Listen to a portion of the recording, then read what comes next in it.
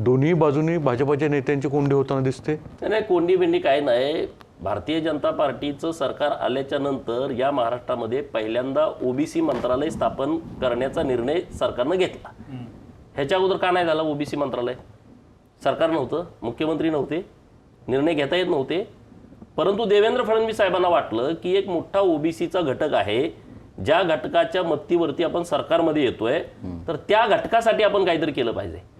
म्हणून ओबीसी मंत्रालय स्थापन केलं. वेगळं खातं, वेगळा मंत्री, वेगळे सचिव, वेगळे सगळे अधिकारी आले. हा काय छोटा निर्णय नाही. ओबीसीने जायचं कुठं होतं अगोदर?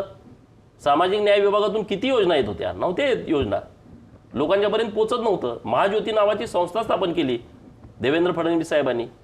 त्यावेळेस मराठा समाजासाठी सारथी स्थापन केली. हे लोकांना मान्य नाही, ज्यांना बरं वाटत नाही त्यांना.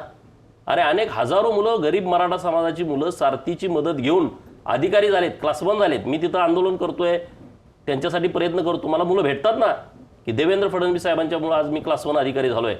देवेंद्र फडणवीस साहेबांच्यामुळं मराठा समाजाचा मुलगा दिल्लीमध्ये UPSCचं प्रशिक्षण मोफतमध्ये घेतोय. ओबीसींच्या बाबतीत तर हे कधी शक्यच नव्हतं. ओबीसींसाठी महाज्योती संस्था स्थापन केली. पहिल्यांदा संस्था स्थापन केल्याच्या नंतर त्याला बजेट कमी होतं, ते वाढवलं.